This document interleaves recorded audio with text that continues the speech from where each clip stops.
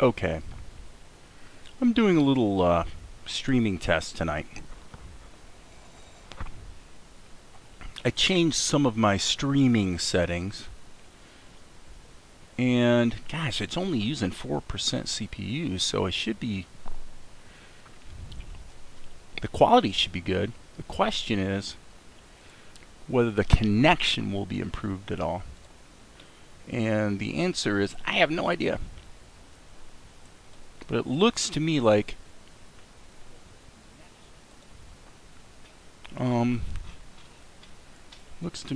it's working okay.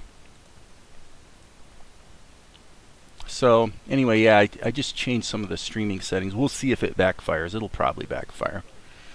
But I didn't really feel like uploading a video, so I thought I'll just stream tonight and see how it goes. So, how will it be choppy? Will it be worse? I don't know. I'd like to try the hardware, what I assume is the hardware accelerated mode. Let's see. Hello, mouse. Wakey, wakey. Okay, if I go into my settings, I'm guessing that under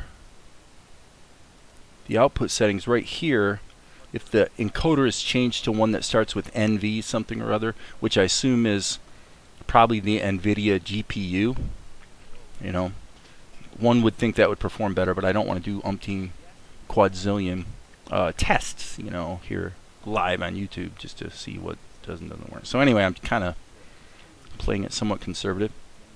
Anyway, I have my very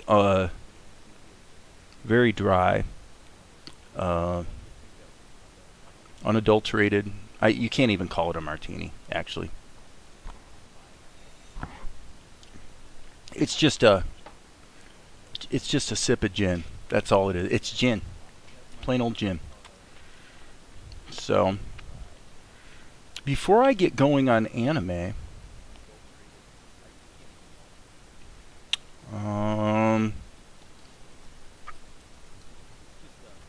I think I'll let my sister know I'm live streaming.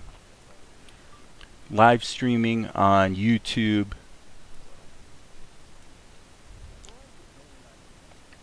Blended Planet.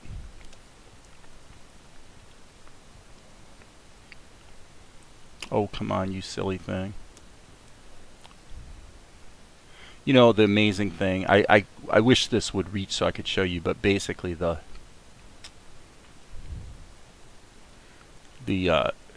phone is being stupid about anime. You know, it's amazing that these so-called smart devices that basically are predicting what you want to do and ostensibly know better than you what you want, they always guess wrong. They always guess wrong. It's amazing. The worst offender is Magic Jack. Can you see this? Okay, I guess you can see it. This app right here,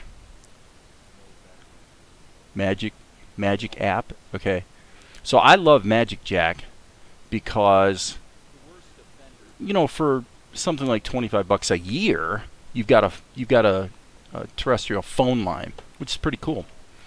But the app, when you go to shut it off, it assumes you couldn't have really wanted to shut it off. No, that couldn't have been what you really wanted. What you really wanted me to do was restart automatically and, in fact, go ahead and call in and check your voicemail. It's like, in what parallel universe would I ever want that? So anyway. Okay, so now here's the deal. I got 3 people watching right now. But I have a window open, so one of these 3 people might be me. But whoever you are, identify yourself. So anyway, here's a recap. This is what's going on. The last few days I've been inking. Okay. And so I'm just kind of scaling through here to see where we are going to get to. So Akari, here's these footsteps. as does this guy. She thinks the guy's in big trouble. It turns out Mr. Big is behind her, and Mr. Big's henchmen come in. So she knows there's a problem. This little bit about apologizing, I think, is going to get cut out of the show. I don't think it really belongs in there. But so she's kind of weighing her options, and then she realizes that this guy has done something to her friend Zen. So she gives up her weapon, and he makes the mistake of saying, "Be a good girl," which she doesn't do well with the whole "be a good girl" thing. So she picks her weapon back up, and that kind of brings us sort of up to date. We've got this little swipe she takes at the bad guys, and then this sequence is going to have to be timed carefully, because basically what it is it's going to be like this action, and then you kind of have to have a hold there, boom, so that you can sort of digest what happened, and then you also have to have a hold here, bump, bump, so you can see that her dress ripped, and then she reacts to that, and these guys find that rather interesting. In fact, they find it so interesting, you can make sense of that yourself. Okay, so I mean, I could be wrong, but to me, if I'm laughing watching it, my own cartoon, it probably is reasonably entertaining. I would like to hope. So anyway, this guy gets inspired and says, "I'm going to go for it." So he goes and does this absolutely ridiculous move that, why would you ever do that? You know, no one in the real world would ever do a move like that. That she just knocks the weapons out of his hands, biffs him where it counts, and now he does this. Okay, so today I redrew this because I wasn't really happy with what happened next here. So this guy has this reaction, and then boom, boom, boom, boom, boom. And so now I have to work out the drawings for what happens here, because it's actually a fairly complicated bit of action. So by the way, who's watching? I got 4 watching, and nobody's identifying themselves. Identify yourself. Identify yourself. Okay, so what I'm going to do is grab the red pencil, and this is definitely going to be kind of tricky. So probably wisest to zoom in a bit, and let's get this guy kind of blocked in. We're going to see his hand, obviously, on his weapon. But yeah, I'm going to go ahead and draw the whole thing in before I wouldn't be so bold as to try to jump right into ink. I mean, you can try. There's no harm in trying, but I don't know. Doing pencil drawings is more fun anyway, so doing the pencil test, I should say. All right, so this guy's in the background. Now, one thing that is, and by the way, this would be Akari's head. So this is a little bit of a strange camera angle, and I think that these details, like his leg, we can probably get away with murder on that, because this is all going to go by really fast. So if you think about how this action's supposed to actually run, it's going to be like brrrr. Okay, and sorry, my final frame was right there, so we got to move that down.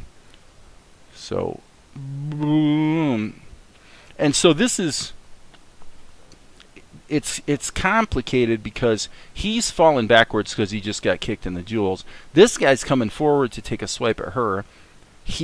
On this shot, they bump each other. So this guy's this guy has kind of lost his balance, and that's what I'm going to be doing tonight, is finishing up the key drawings on this guy. But he's kind of losing his balance, but he takes a swipe as he's falling. Okay, so meanwhile, if you notice, Mr. got kicked in the jewels, he's still falling backwards, and then he falls way backwards and actually falls out the window, which I think is kind of funny. Maybe that's sadistic of me, but it is what it is. Okay. And then the tasty detail added to this is that when he swiped with his sword, what he actually did was he sliced, if you'll notice, he sliced her strap. Okay. So now her dress has been ripped in back, and she's also had one strap ripped. And that is the dilemma that she carries through the rest of the battle, is that she's actually trying to hold her clothes together while she fights off ninjas. Now, I don't know about you, but I find that when I am fighting 5 ninjas, I prefer to be fully dressed. That's just my opinion. Other people may feel differently. But, okay. So now we got to figure out what what I've been calling through this whole, for months, I've been calling him Ninja. This guy, this guy, I've been calling Ninja 1. This guy that got kicked is Ninja 2. So let's see how we're going to do this. Okay, if we got his hand here, what we need to do is connect this. So let's do sticks and balls, and let's just say, okay, that's probably going to be cool. Still not seeing anybody identifying themselves. I don't accept that. Identify yourself. There we go. So here we go. Back. Okay, yeah, so it appears to me that Ninja 1 kind of sees trouble coming. Alright, now I want to be careful here. I always reserve the right to change my mind and, you know, decide that I screwed it up too badly and it needs to be redone. But I think we're going to be okay here. Okay, so there's his strap. Where would his hand be? Let's just say his hand would be about there. Okay, so and if his hand's going to be there, then we'll say that on this previous frame it's going to be like that. Okay. Nobody wants to identify themselves. What's up with that? Or maybe there's something wrong where the chat's not working. Is the chat disinworculating? It says it's live. Whatever. Okay, so back to work. Okay, so let's have a dramatic pose here, if you can call holding your hand open a dramatic pose. Okay. Alright, so this is cool. So now we've got this action going on. And it goes up way up. And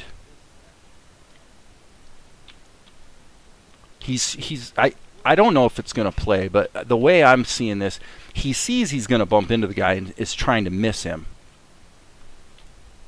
But I think this is where the impact would occur. Boom. Boom. Okay, so let's just move forward on the basis that that is in fact how it's going to go. So nobody wants to identify themselves tonight. What's up with that?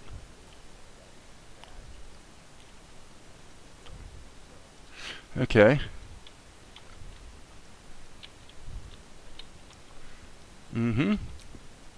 Okay. So now if this actually happened, he's starting to get out of control here. Right? Alright. Now let's think about what his legs would be doing. Alright, I'm going to assume he's probably going to have, if he has one knee forward like this,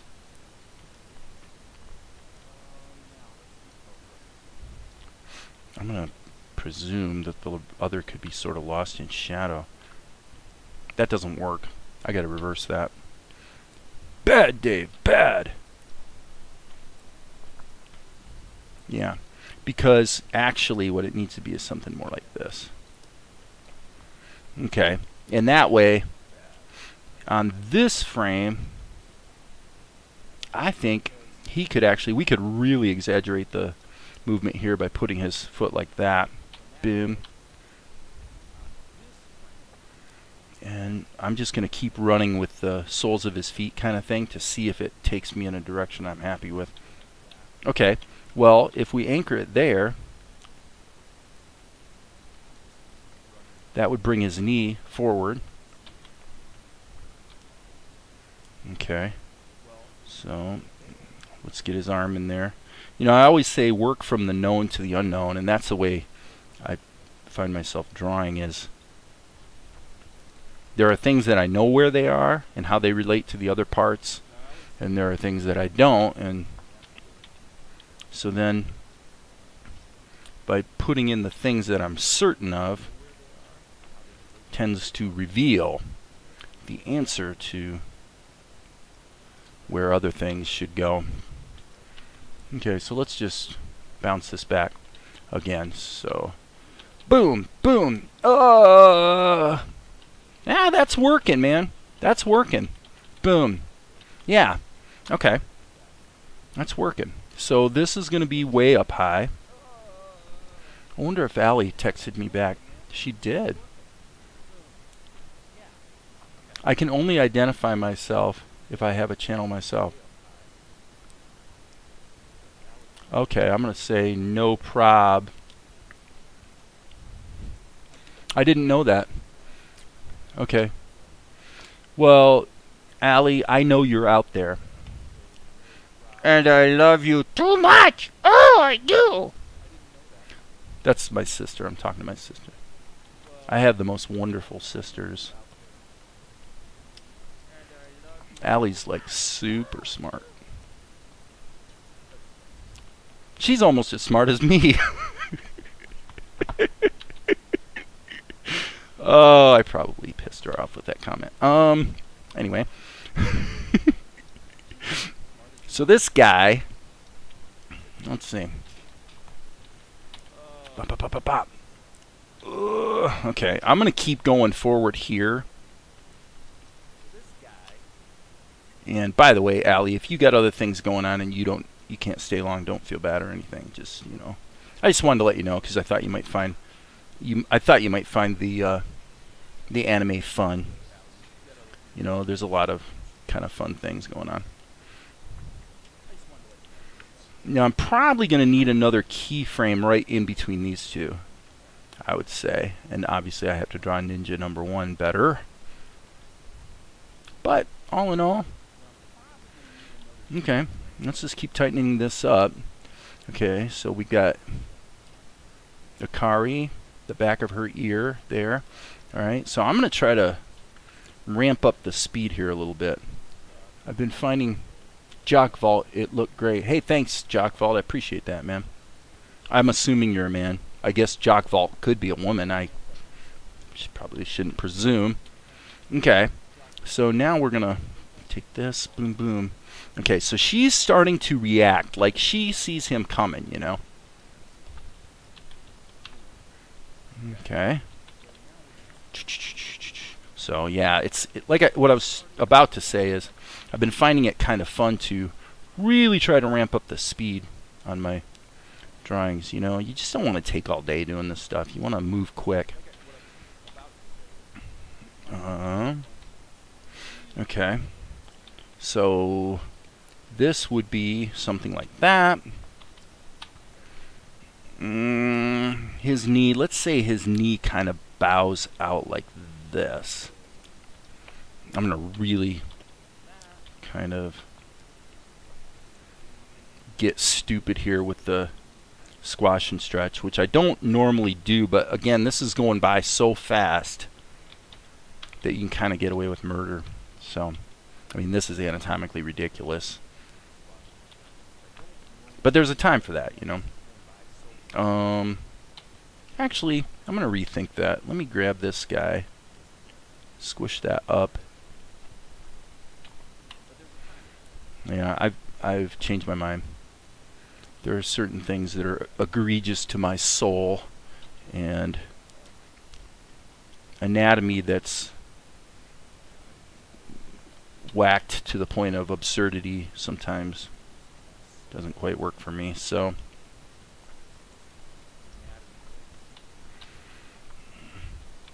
So the truth of the matter is, actually, he would be planting his foot here probably. And this, I'm going to rethink that pose completely. B key. Okay, so yeah, I'm just going to do it like that. That'll work. Okay.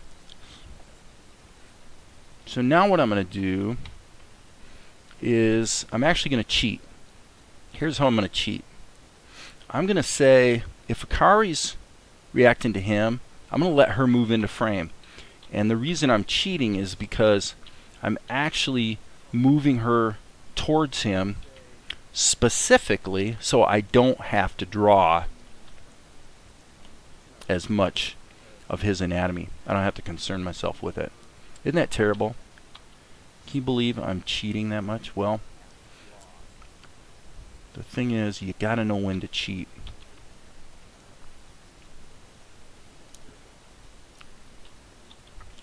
Especially if you're on a deadline. Which I'm not, but if I was... No. No, you don't want to chimp on quality. But if you can tell the story just as effectively, then why kill yourself, right? If it's 6 of one, half a dozen of the other, then go with the solution that's easier. Okay, now I think what I'm going to do is reintroduce. No, I didn't do that right. Darn it.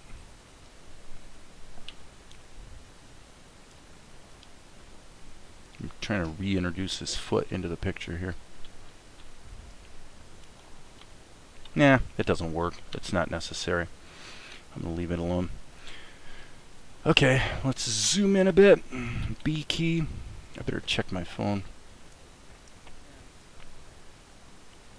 Okay.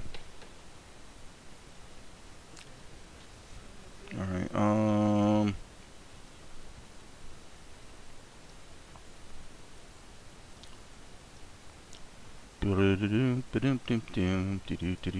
so yeah, he's bringing this sucker way back, and you can see from the look on his face he's in a state of reaction because he just bumped the other guy, and that means that he's a bit out of control. Okay, let's see what his hand was doing. Yeah, okay, let's just basically kind of go bananas with a kind of a Frank Frazetta style hand, just because we can.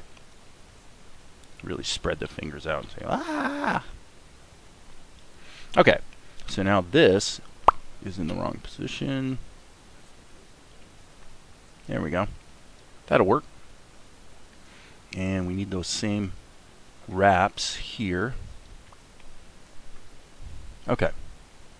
Dun dun dun dun dun. Dun dun. Okay. Like I said, invariably I think we're going to need another keyframe to fill in this. Boom. But maybe not. This is anime after all, and it is a relatively comparatively choppy medium, let's say, compared to, say, Disney animation or whatever in the Disney 2D heyday. Alright. So that works. One thing I've got to experiment with is what I can get away with in terms of things like, like this, like motion lines, things like that, in the animation itself. I mean, obviously it makes sense to put them in there when you're just drawing, but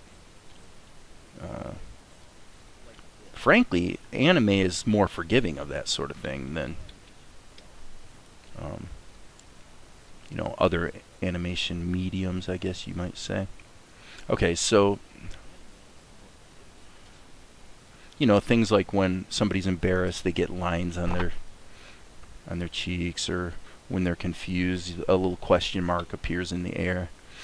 Those are idioms that are completely normal in the anime space, but you really wouldn't see that in Family Guy or whatever, I guess. Okay, that was stupid. Okay, yeah, I see the problem.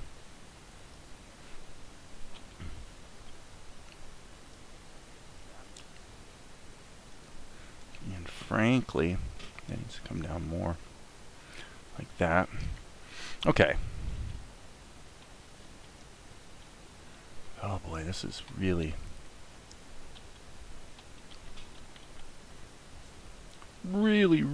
quite an obnoxious fall this guy takes. And there goes his ponytail. There's his wrap. There's his sleeve. Okay, the sleeve, I made him a little too baggy.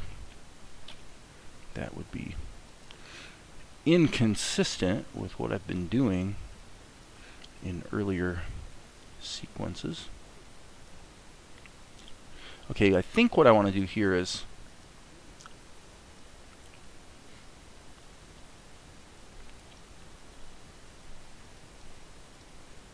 put his other hand here like he's sort of getting all twisted up like a pretzel.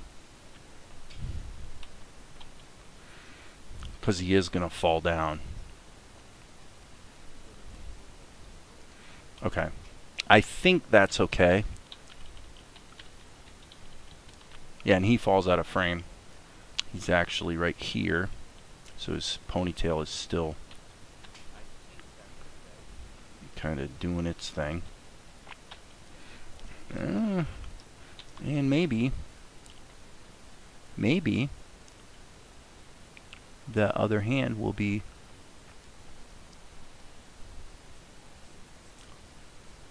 sort of, I don't really like this part of it.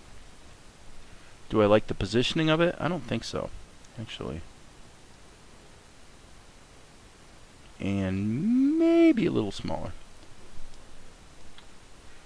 Is that better? Well, it depends on what happened before. I don't know. I don't think that makes sense. Would his hand really be like flying up in space? And do we really need that as some sort of cue to tell the audience what's going on? I don't think so. I don't think so. Okay. Let's come back to this guy for a moment. Just because it's fun to do so.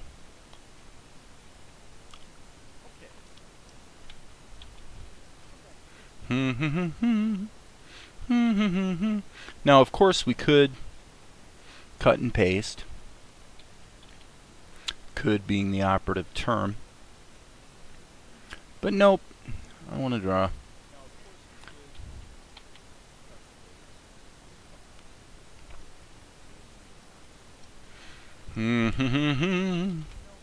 Obviously, this has to be very simplified since he's so tiny in the background.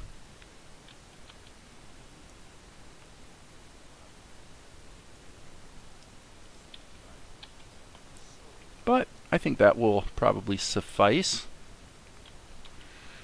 Okay, so this is important. Basically the anchoring of his feet here.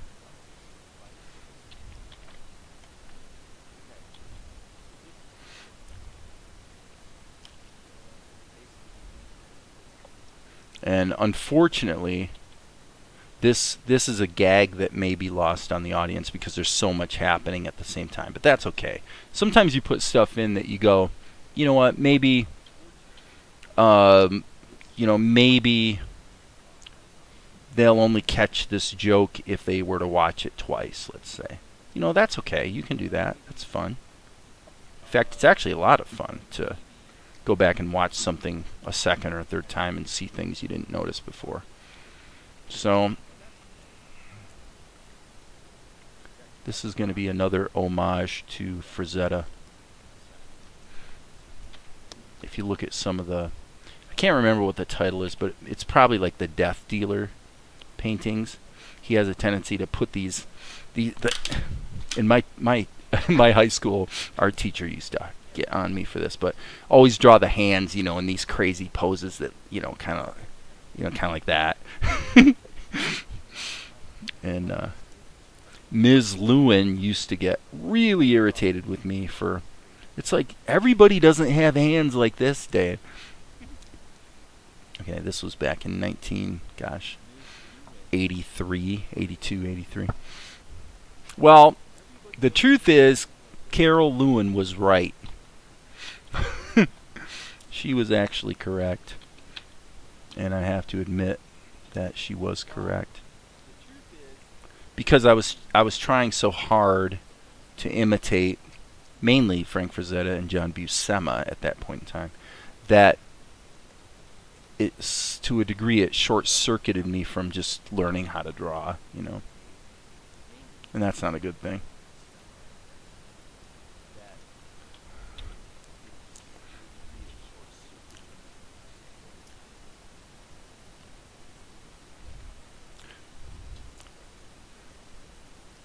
Let's see, actually, same problem we had earlier. And by the way, I should save my work. Save early, save often. That warning pops up because, hey Oxer. Yeah, I guess late. I mean 8 o'clock, 8:20. I just didn't feel like recording and uploading. I just thought, you know what, I'm just gonna live stream. So here's the sequence I'm working on. I inked all this today kind of offline, and then I drew these poses and decided to do this way. And so now tonight I've been just blocking in this action because it's complicated action. I mean, he's dancing because he got kicked in the jewels and literally falls out the window. Meanwhile, the other guy takes a swipe at Akari, and he falls because he's tripping because right here he bumped into the other guy. And then Akari's strap comes loose. So, yeah, there's a lot going on. But it's fun. You know, it's a lot of fun. At least it's fun for me. And since I'm the artist, I'm the only one who matters. I'm kidding, people. Jeez. Come on. Let a guy joke around, huh?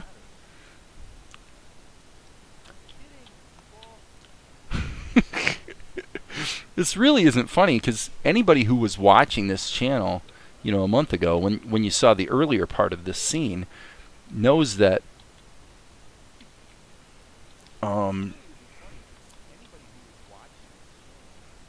these guys climbed pretty high to get into this girl's room. So, okay, so by the way, the reason I'm hesitating and talking choppy here is because I kind of see this problem right here between these two poses really doesn't work. Honestly, I think what needs to happen is this guy, I let him shrink too much. So here's a little trick. I'm going to take the select tool, but I'm going to anchor the select tool right here where his 1 foot would be, and then I'm going to hit the shift key so it scales it from that point. Now I actually think maybe I should lower it. No, what we really need to do, actually here's what I'm going to do. I'm going to take this marker right here and say this. Hey, where'd my other marker go? Hello? Right about there is where his foot should be anchored on the next pose. This is where the grid, this grid is definitely useful, but probably in most cases the markers are more useful. So now I can grab this guy and put that foot right there on that spot and, you know, be reasonably confident that that's a little closer to what it ought to be. So now I'm giving myself one more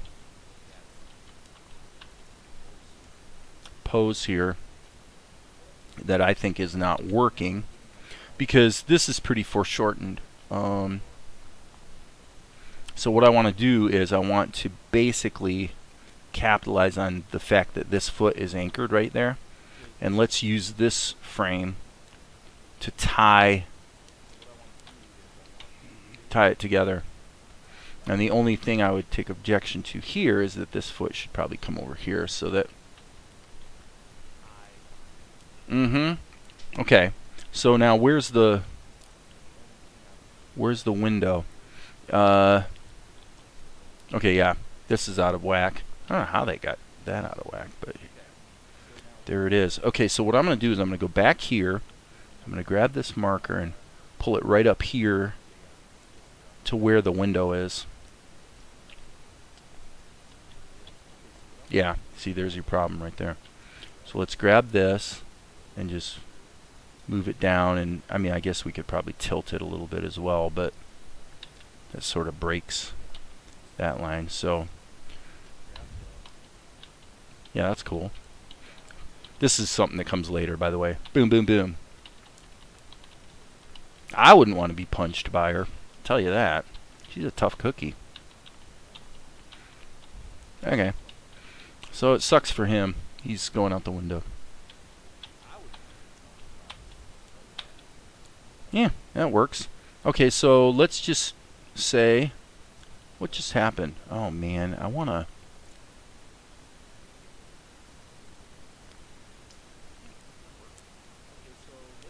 Boy, that's annoying. The icon that lets you lock a window position is...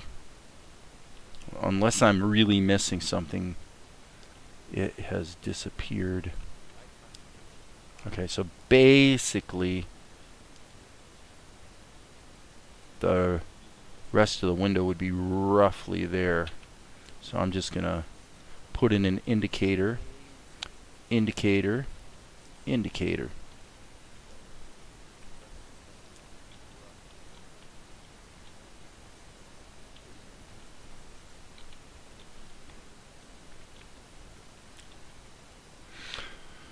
Yeah, as long as we're gonna do this, let's do it.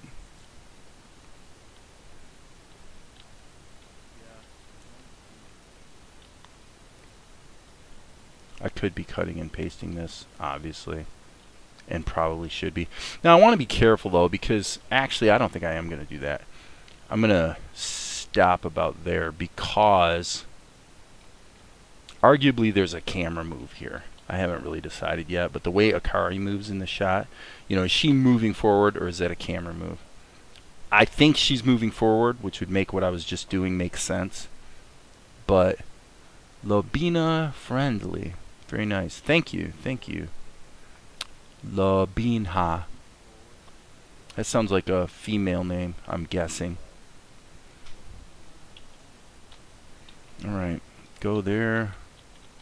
Okay. So now let's backtrack a little bit and just kind of look at the action. Let's go.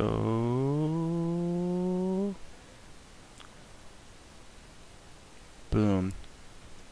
Boom. Boom. Uh-oh. Ah, whoops.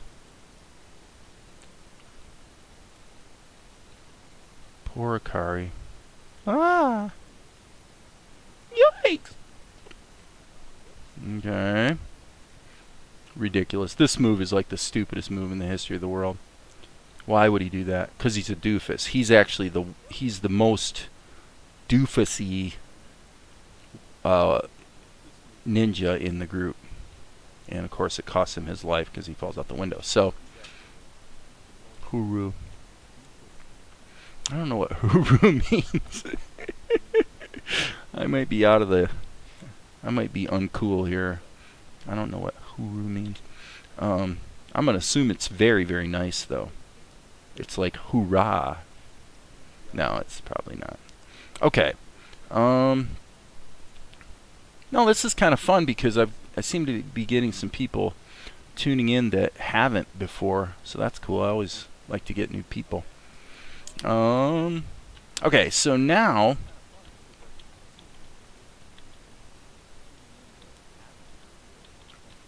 yep, I'm gonna put this in here, and we'll just be cutting, because obviously this is going to be part of the background drawing later, you know. So it's really not critical for me to put it in there, and all these lines are going to get erased ultimately anyway, so no big deal. Technically there should be a mountain here in the background. Okay. So now the question becomes, are we satisfied with the action? That definitely yes. This is trickier. I'm going to go ahead and fill in the details, because if I'm going to ink this thing, I don't want to be getting to the inking stage and then be going, well, I didn't really completely draw it, so I really don't quite know where the lines are supposed to be. That's like kind of stupid to get yourself in that sort of a pickle. Now there's a coincidence you don't want to see. You see that? I'm hitting the Alt key and just dragging, and that shrinks the eraser. But you don't want to have these sorts of coincidences where the line of his leg happens to just touch the tip of his finger. You know, that those sorts of coincidences are sort of a no-no from a layout standpoint. But in art there is a proclivity for some people to generate those sorts of coincidences involuntarily. Just sort of happens. Okay, I guess we want to have the blade, and there's another one actually right there. Look at that. You know, his thumb should be there, and then his fingers are sort of wrapped around. So there we go. There we go. Okay. Yeah. So what I'm doing is I'm laying the groundwork here so that I can go ahead and get this inked and be caught up with the rest of the scene.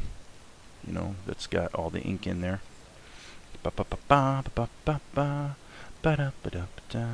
Okay. Excuse me, got a little itch there on my nose. Okay, yeah, that's a little sloppy there, Dave. I don't know if that will pass muster. In fact, I'm kind of sure it won't. So, let's do that. Let's put that in there. I've mentioned before I'm being very, very liberal. And by the way, because this is moving so fast, that's why I'm bending the blade. It's essentially a squash and stretch operation there.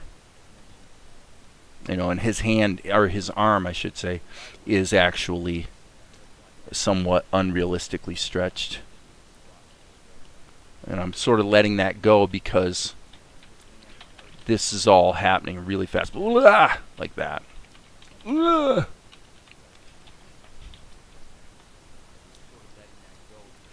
Okay. Now, the question is, do we want to do that or not?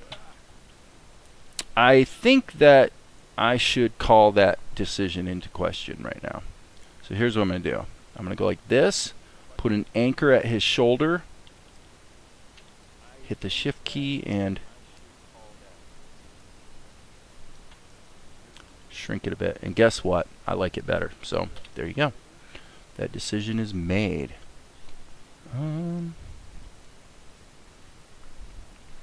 Okay, so now that's fine. That'll be filled in. Maybe we should put the hint of his foot there, I guess. It can't hurt. Okay. That works, that works. That arm, it's close. It's close. First of all, let's get the curly Q, or the ponytail, out of the way. And then let's go ahead and at least try making that same correction here. So shift key. Yeah, that's better. I wonder actually if I should. I don't know. I'm even going to go further. Let's see what it looks like. Okay. Okay. Here's what I'm going to do. I'm going to go Alt down arrow, That inserts a frame here, and then I'm going to hit the D key so I get a copy. Alright, and then I'm just going to make a couple changes here. Since I'm dealing with the pencil test, I can kind of get away with a lot in terms of I can just drag things around to make them ostensibly interesting. We'll deal with Ninja 2 later, but what I wanted to do is take this situation, anchor it in his shoulder, and crank it back further. Okay, and then what I'll do with situations like this is sort of work out from one detail to the next. So here I'm going to anchor it at his waist. Oh, come on, why isn't it grabbing? Really, dudes? Anchor this at his waist. Is it grabbing? It is grabbing. That's good. Okay, now take the whole thing. Go like that. Then we say, well, yeah, but what about his arm? Okay. Because that arm would, you know, do something. So I'm going to go ahead and do the same thing here. I grab this guy, anchor it at his shoulder, and just rotate it a little bit so that we get something, you know, some kind of motion. Now, I basically think the entire body needs to move further this way. Let's crank it over like this so it really looks like he's falling. And actually, what that says to me is that this was a tad misguided, because actually it would be going more this way. So do I want to keep it out of the way of the other ninja? Okay, I'll keep it out of the way. That's fine. But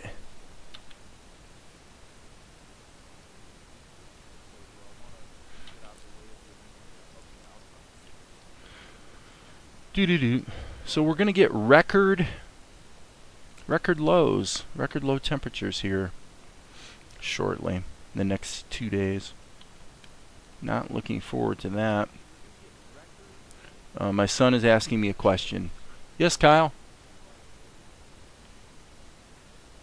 Hit the M key, but also hit Shift, because if you don't hit Shift, it will grab and move whatever layers on top or whatever. Whereas if you hit the Shift key, it will force it to only move the layer that you're currently selected on. And that's important, because once you've done that a few times wrong, you'll be you'll be cursing GIMP. He's learning to use GIMP, which I've been using GIMP for 10 years, man. I've never really been a Photoshop guy. Chicago, I know. It's definitely getting chilly. Okay. That's kind of working, folks. I think it's working. How long have I been live streaming? I'm pushing an hour here. So let's just see. Let's just kind of do this at speed.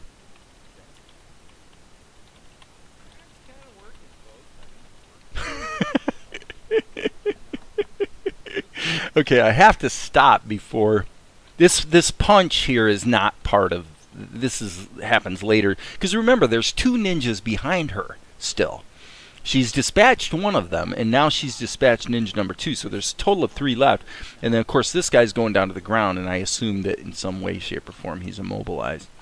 But I think the bottom line is, you know, it is kind of funny.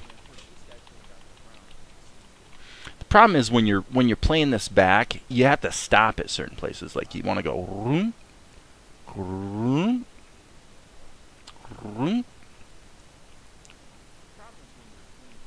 You know, and it's hard. It's hard to scroll through and have it play back at roughly the right speed. But anyway, okay, so here I'm going to say I think it's inking time. Let's do some ink, baby. So let's go to color number 1.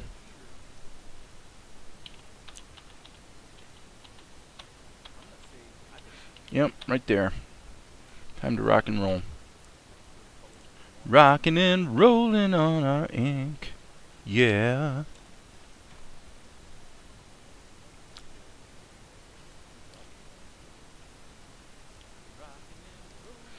So I'm going to actually zoom in a bit.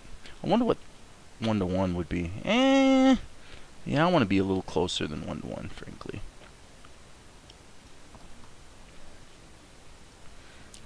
Okay, so let's go boom, boom, boom, boom. And all the way around. And this actually should be arced this way, because ostensibly, well, that didn't work. Ostensibly, the camera is sort of looking up a bit at this guy. So, there's that. And there's his ponytail, his neck, and he's got his hand sticking up here, thumb. He's got his wrap around his hand, lame hilt. All of my sword hilts are lame, I know that. I don't need you to tell me.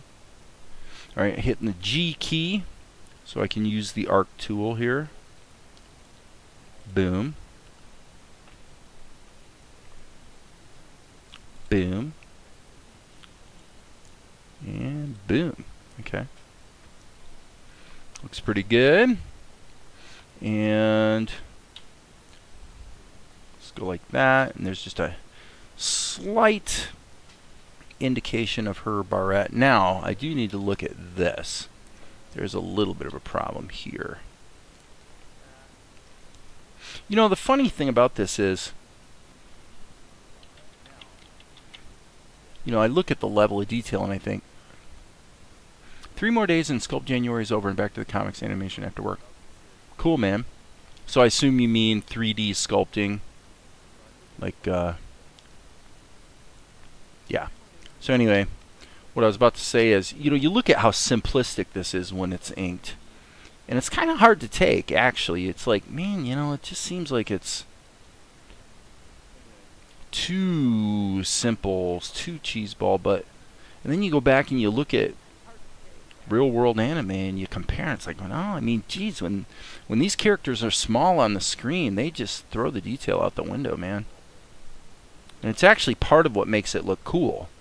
Now, one problem I do have here is I cut and pasted this character through most of these shots where he's receding into the background. And because I scaled it, the ink lines are, you know, they're kind of starting to fade out. So I need to re-ink this guy, unfortunately. And that's where you just go, you know what? We want it to look right.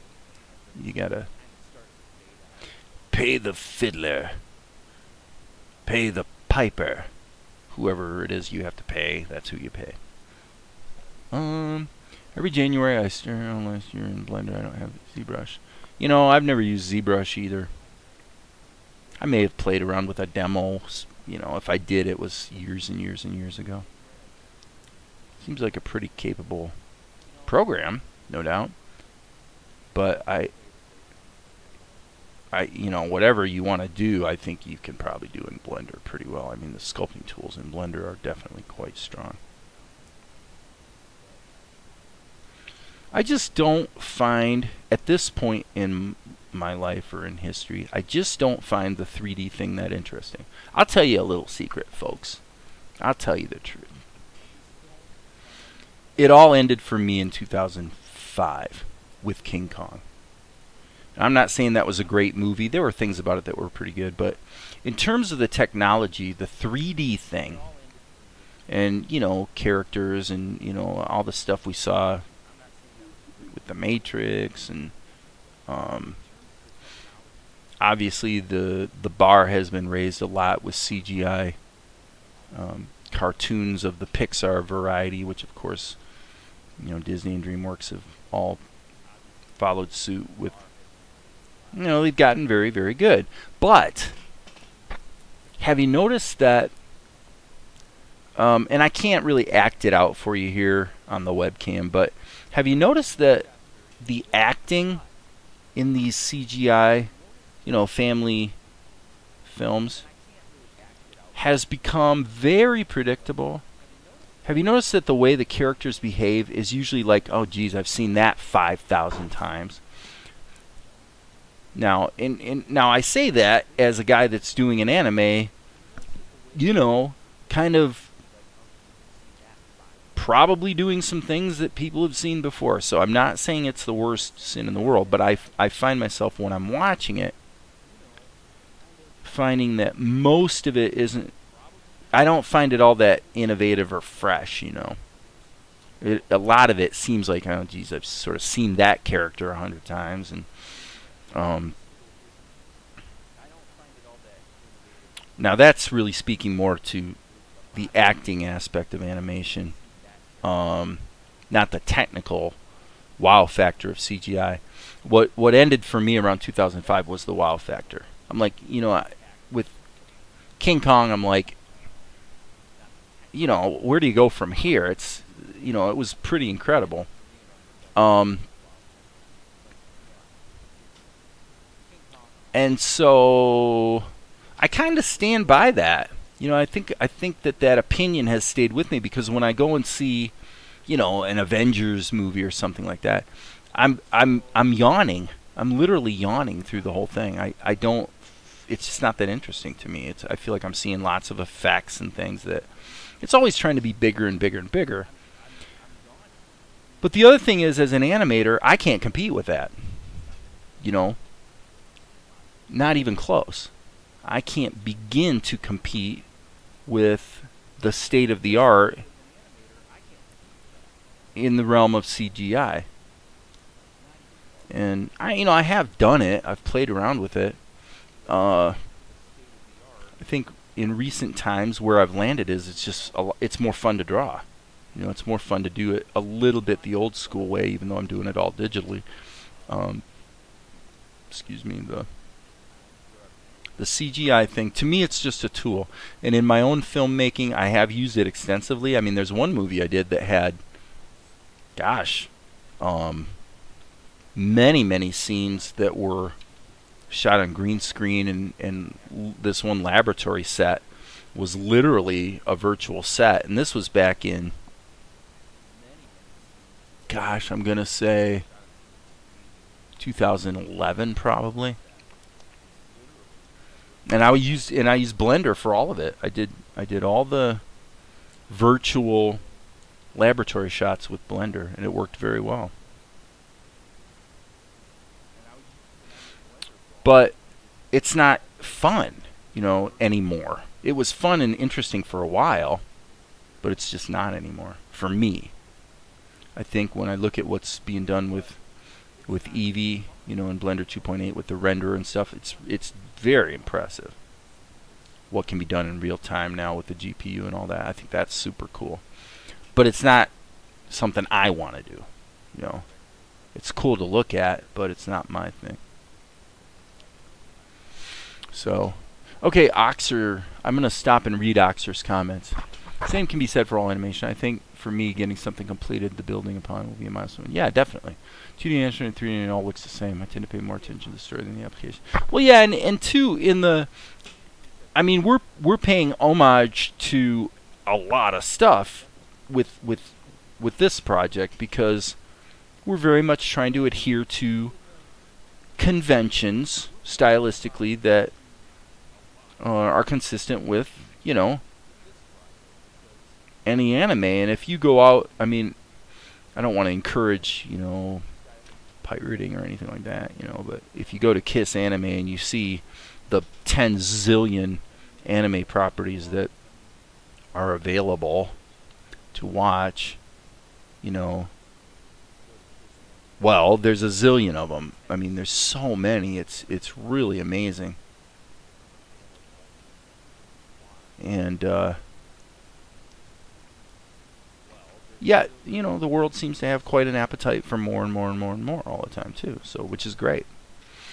Now there is a problem. There is a problem. This needs to be like that. And this, because remember, this guy had this little pack on his leather strap. We don't want to forget that. Okay, and so I think I'm just going to put a line there because I don't know what else to do with his... Oh, I can't. Okay, strike that. My bad. That was completely wrong. Actually, it should be more like that. Yeah. Okay, and we need to get his sword in there. And that was somewhat lame. Let's shrink that down. So yeah, it's not to criticize any of it. Just, you know, you sort of choose your, you know, what do you want to do, kind of thing. We chose to go down the anime road only because we were finding ourselves watching it and enjoying it, you know, and had fun with it.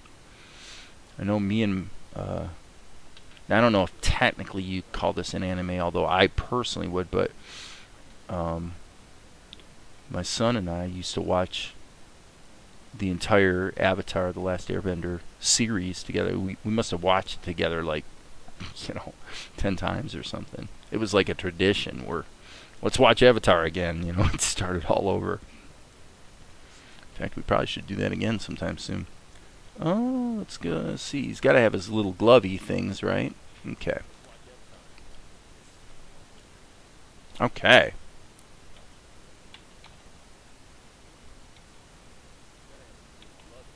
Okay, now he seems to shrink.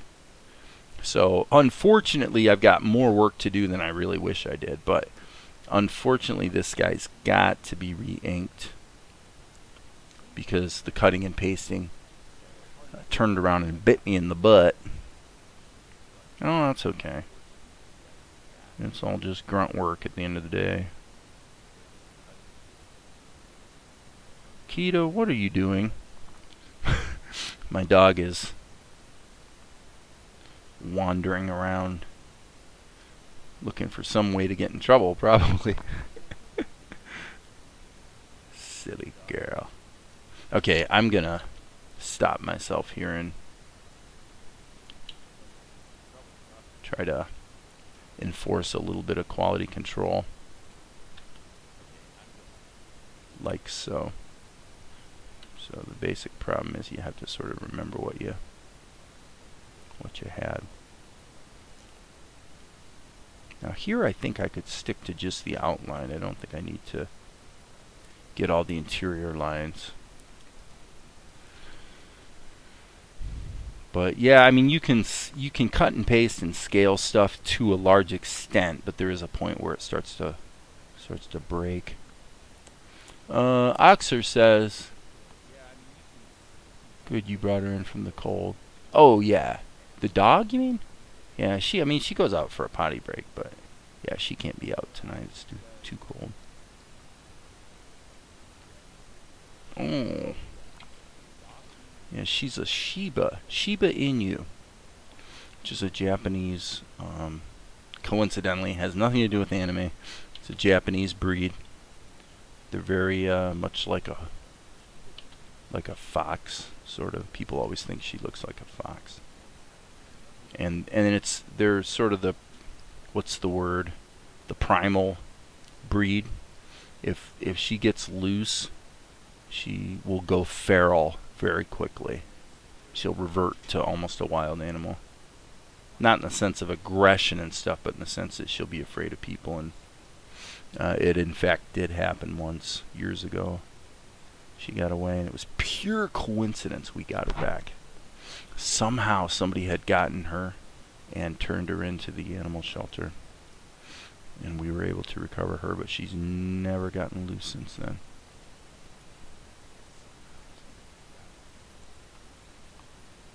Okay, I thank you for saying that, Oxer. I really appreciate you saying that, because I did make some changes in the stream, and you know, I agree with you. I actually have not, I didn't think of it till now, but it's been over an hour, and I have not noticed it drop out even one time.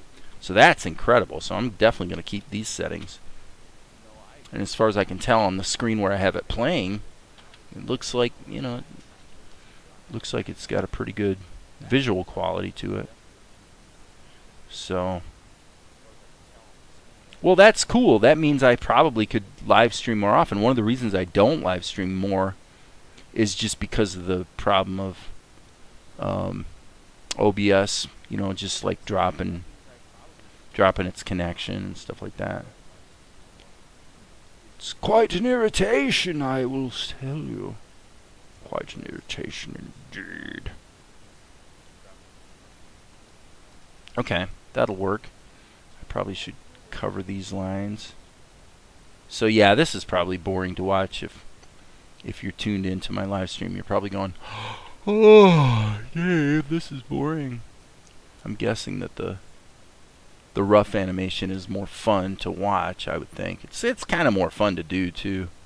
But it's like, if you want to do this, you got to do the less fun parts too. Yep, you do. So, that's cool. All part of the gig. Part of the gig. I'm going to actually reinforce these lines as well. Need to make sure they're going to disappear cleanly when I ink this. Or when I paint it, I'm sorry. No, it doesn't. I don't think it does.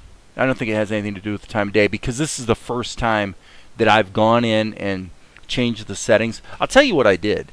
I changed it to a variable bit rate because logically the vast majority of the screen never changes, which means the computer should be able to achieve very good compression.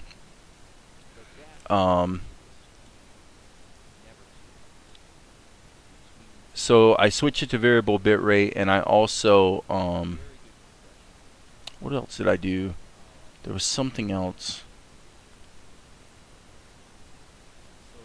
Can't remember what it was. There was another setting I tweaked, hoping it would result in both better quality and fewer dropouts. And it looks like, at the very least, we're definitely not getting the dropouts, so that's good.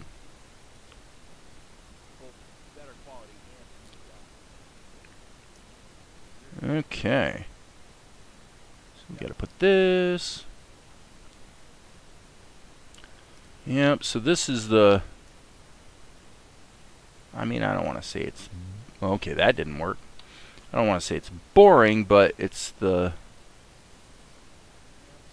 not quite as fun part,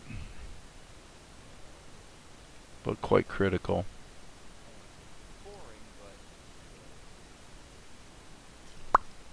Alright. Boom. Boom. Boom. Boom. And, okay, that's wrong. Hold on. This should be higher on his face. So that's something that happens during the inking stage quite a lot, actually, is you sort of realize you made little errors in the pencil test. And this is kind of the opportunity to fix them. Okay, boom. Boom. So, I wonder if I ever heard...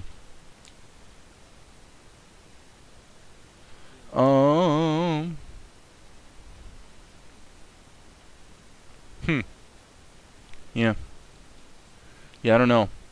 Whatever I'm doing right now is working, so I'm gonna stick with these settings for a while. The settings I had I stuck with for a while, even though they were actually problematic, but the only other thing I was gonna test today was you can choose a different renderer, which from the name of the renderer seems to indicate to me that it's the NVIDIA GPU is doing the rendering, and I imagine that would be... I don't think that's going to help the stream, though. It's just going to take a load off the CPU, and in my case, this machine has 12 cores, so it's not like the CPU's getting burdened anyway, actually. So, yeah, the CPU is the least of my concerns when it comes to streaming. But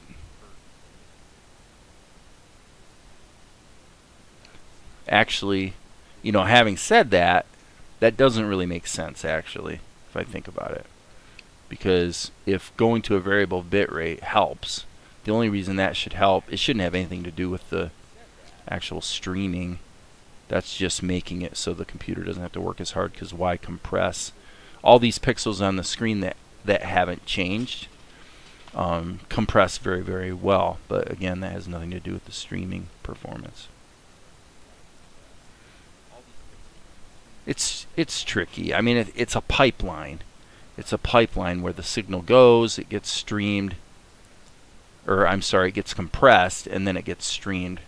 So things have to work in coordination. Okay, let's not forget about Akari. We got to draw her too.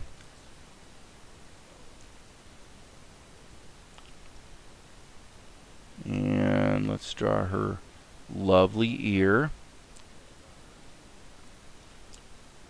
Boom. Boom. And let's not forget her barrette. So yeah, we've got the IR space heaters at the ready when we reach the point where the cold temperatures make it so the furnace can't quite keep up, which will happen. It will happen. Seems to be around the 10-degree point where it's like the furnace is frankly just not quite able to keep up with the cold temperatures.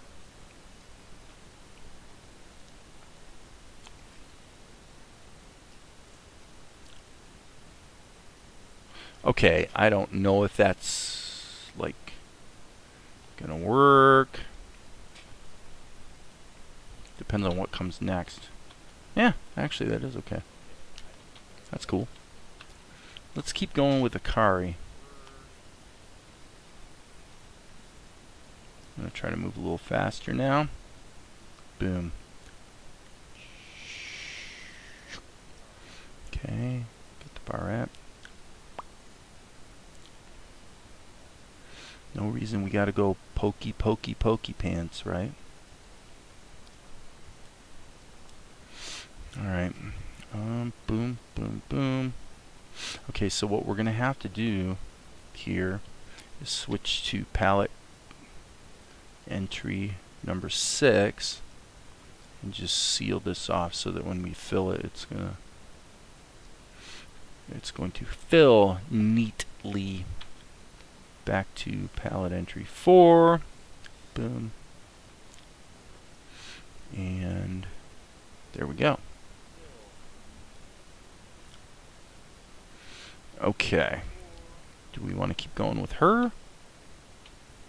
Or do we want to deal with Mr. Ninja? Well, first of all, sad to say, we need to deal with this Mr. Ninja. Okay, so, well, hope that's not the case. Here I live in a home, high rise. Yeah, I haven't been to Chicago in a while. Although in February, I don't know, well, not February, I'm sorry, May.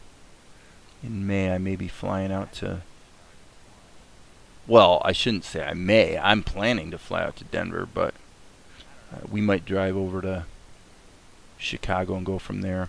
I don't know. It just depends on the airfares basically, and you know where we're located. You could, for an equivalent time investment and distance, you could drive to Grand Rapids, Indianapolis, or Chicago.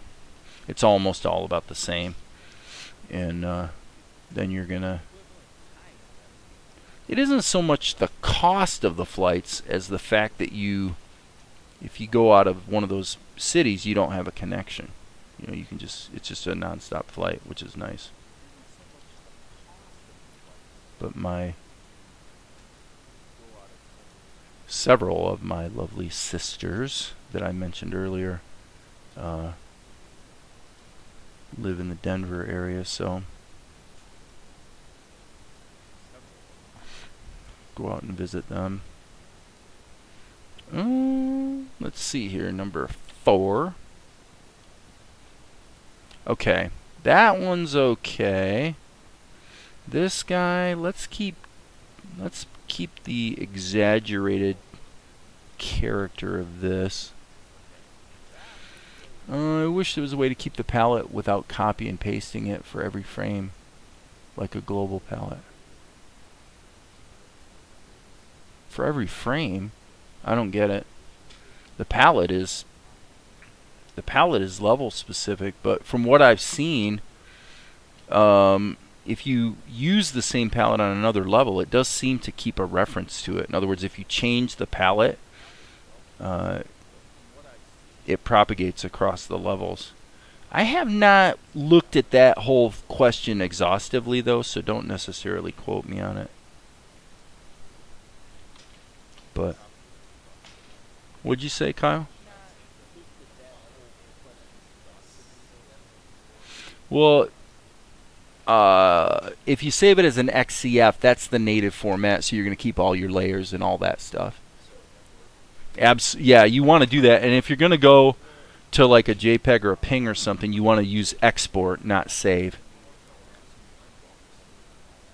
I believe you can export it as an aura, and then MyPaint will bring it in. My son is developing his own art career, and he started with MyPaint, and as expected, I never said so, I don't think, but I kind of expected he'd get to a certain point where he'd be going, MyPaint's frustrating because it has some limitations compared to programs like GIMP, Krita, OpenTunes. And yeah, this week he kind of hit the ceiling with MyPaint and decided to start learning some of the alternatives, which GIMP seems to be where we've landed. And GIMP's just a great all-around program, very mature program, and good to know. For every level. Well, I mean, you can just drag and drop a palette from one level to another. You know. Like here, just save the palette, and then from the Explorer window, just drag it in.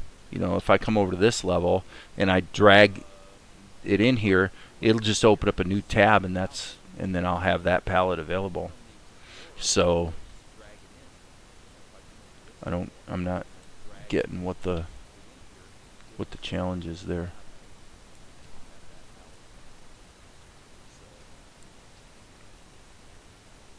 So I'm probably not understanding what Oxer is referring to.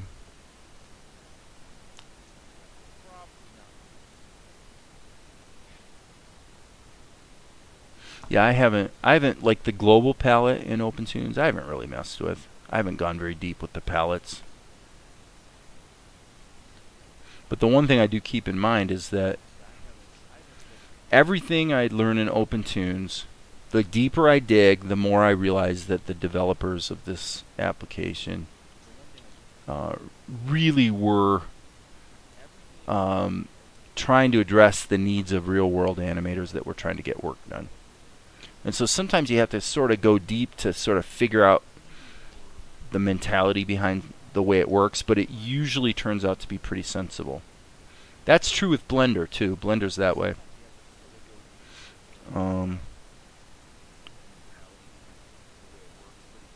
It can be quite painful to learn, but once you learn it, you go, oh, this makes sense.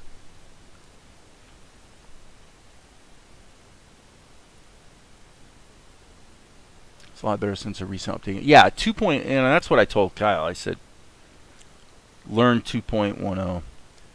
Because it seems to be more consistent with other painting apps in terms of the way the interface is. I mean, they did a bit of a number on the interface here with the latest version of GIMP. And I would say overall, and for most people, it's an improvement.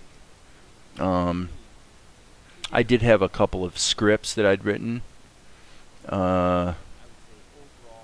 in Python for GIMP that were effectively broken in GIMP 2.10, but it's not stuff I use all the time anyway. It's not a big deal. So I actually keep both 2.8 and 2.10 on my machine. Now I think the one thing that's weird with GIMP is the whole their numbering system. Their numbering system's weird. I mean, 2.10. So they went from, let me just double check here, but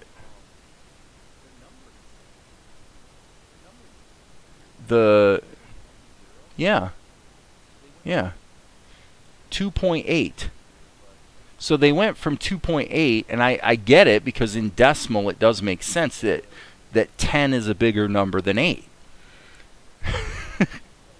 But normally with computer programs, when you think about version numbers, 2.10 is 2.1, which is a lower version number than 2.8, because oftentimes there's sub numbers, so it might be 2.81, 2.82, you know, because there's minor releases, minor revisions. So the GIMP folks decided that this latest version is going to be 2.10. So in their world, 2.10 or 2.10 is a higher version than 2.8. Folks, I cannot agree. This seems misguided to me. It seems like they should have gone to 2.9 and then 9.5 and on like that until they're ready to call it version 3. 2.10, okay, so now you're going to have 2.11 and 12 and 20, and 20 is a higher number than 2.2. So, I don't know. I can't agree. But GIMP's been around for such a long time that I've got to believe there was a lot of discussion and thought that went into making that very bold decision to number the latest version 2.10. I'll bet you there's a really, really good reason why they decided to do that, because they had to have known that a lot of people are going to be going, you know, well, frankly, a lot of people are going to be saying this.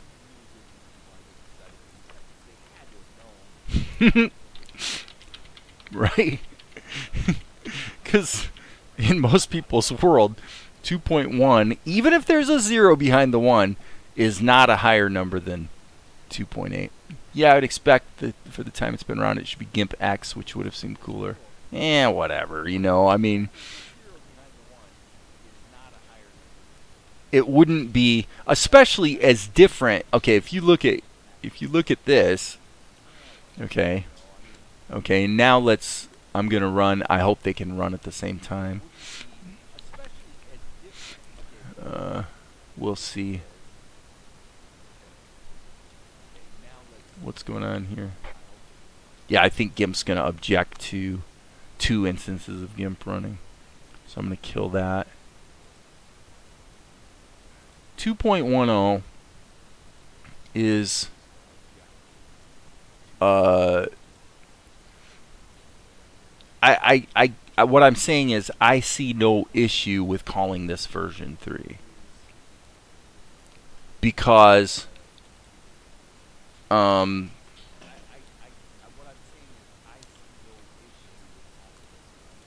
to be fair, this looks the same, almost the same as the version I just had open, which was 2.8. And I'm sure that's just because I changed the default skin to make it look more like the old version. So I'm just looking here at the theme. Yeah, the default theme, if you get GIMP 2.10, the default theme looks more like this. I don't know if this is actually the default or if it's just a theme that's similar, but it's just everything about the interface and stuff has, and it's a single window by default now.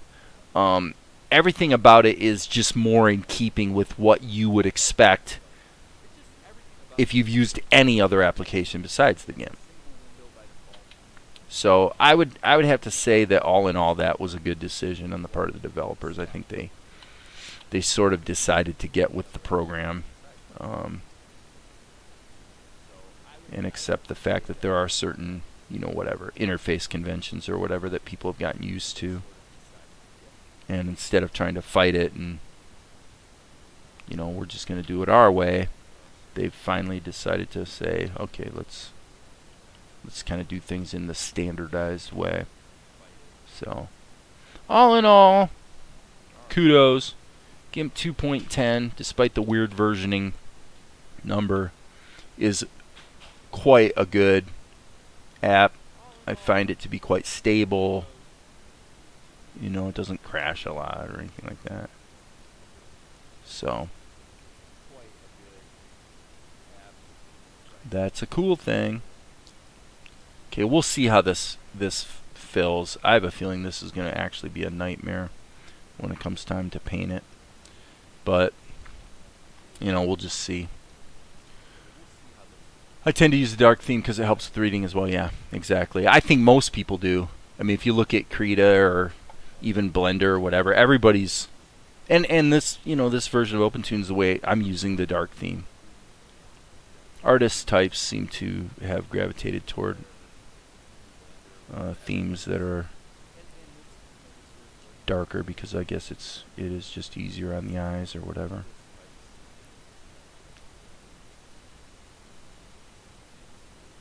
Okay, there's my little Frazetta homage. Do do do do do do do do do do do.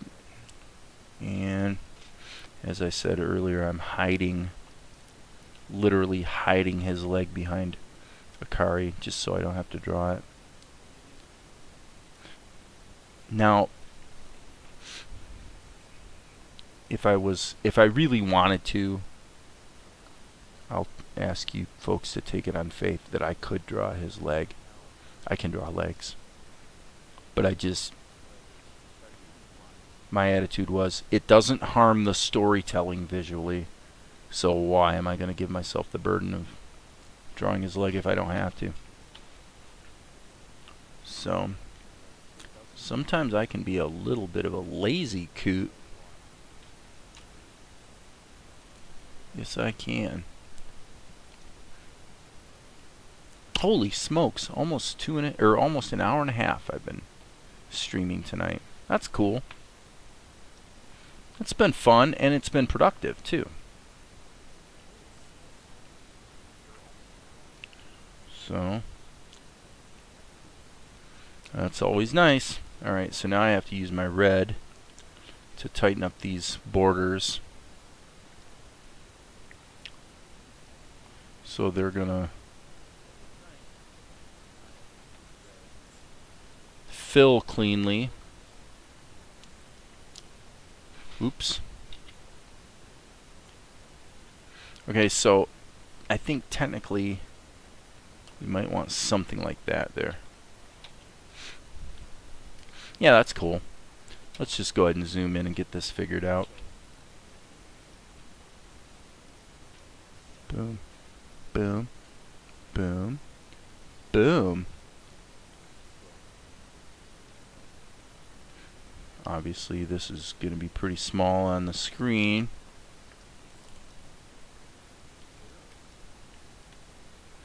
And, you know, it's all about the action.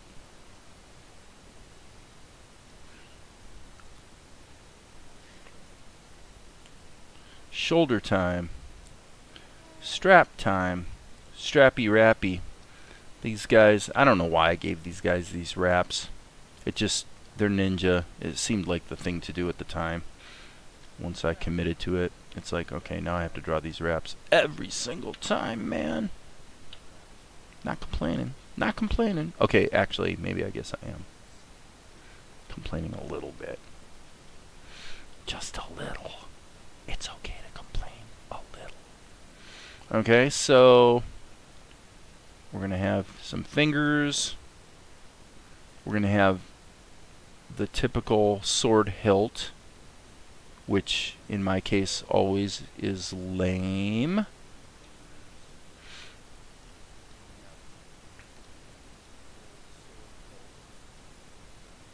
So I don't even know. Anatomically, that makes absolutely no sense. I can't even believe what I just Wow. Because it's actually supposed to be going backward. Okay. So now the question is, can this be salvaged? I think not. Well, this is not the first time this has happened where I'm zoomed in too far and I basically lose perspective. But what I'm going to do is I'm going to see if this can this be changed around to where it actually kind of works.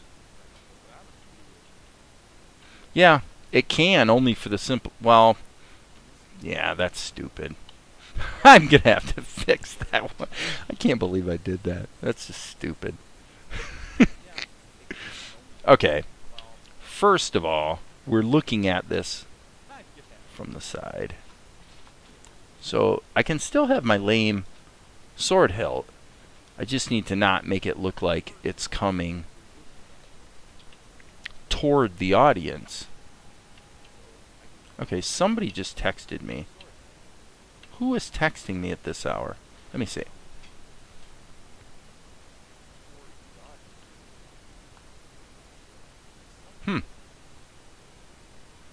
I don't know. Probably some goofy notification from like eBay or something. Well, I don't want your goofy notification, Mr. eBay. Nope, nope, nope. Now, I'm being sloppy here, admittedly, but at the same time, we're talking about a frame here that's going to go by in about 1/12 to 1/6 of a second. You know, it's going to be something like that. So you're not going to be picking apart whether this sword was implemented, you know, as perfectly as it might have been.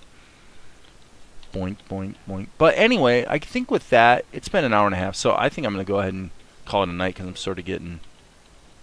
I'm getting sufficiently Google-eyed that I can tell I'm going to start making mistakes. And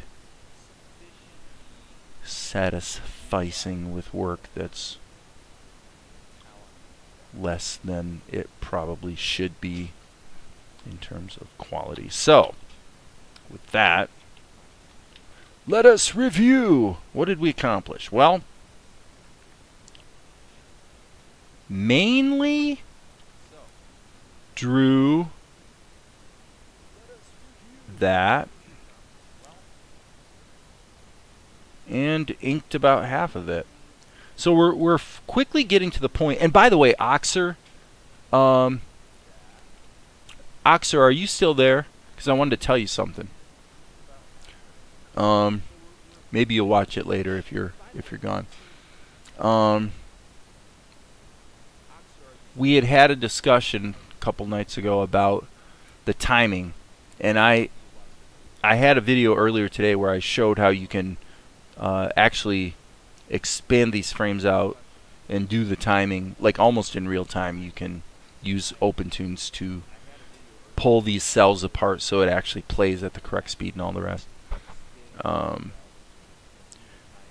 wanted to say that my prediction of how long this sequence is when it's timed out properly was pretty close. This is actually going to come out to be about...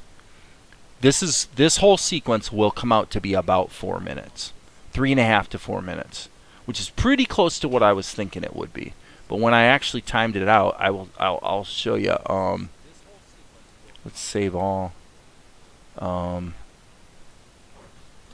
it was in a video I posted earlier today, but I actually showed how to do this. But when I timed the whole thing out, it came out to about 4 minutes. So that means that, okay, good, you saw it. So what that means is that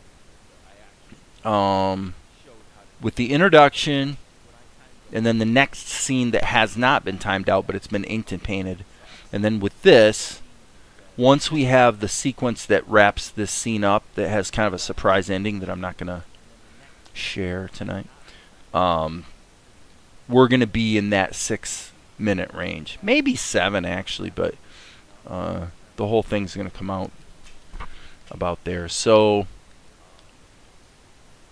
yeah, so I think the average time per cut seems to come out to be about 3 to 4 seconds in an anime. Seems to be, there's a lot of them that are much longer, like 8 seconds, but then there's a lot of them that are like this sequence here that actually go by really, really fast, where each frame's very quick. So anyway, working average seems to be about 3 or 4 seconds. So anyway, I just wanted to share that point. Yeah, I mean, no, I mean, this sequence, when it's stretched out, when I did it before, I've got some more stuff in it from when I timed it. And I'm not being strict with 2s. Frankly, for the stuff that moves quickly, it seems to actually look best when it's on 3s or 4s anyway. Because otherwise it goes by so fast you can't see what happened. And there's a lot of holds. But to answer your question, this whole scene up to about this point here, I would say, up to about this point. So 154 drawings, roughly, minus 5. So about 150 drawings. That segment came out to about 4,000 frames when it was timed correctly. About 4,000.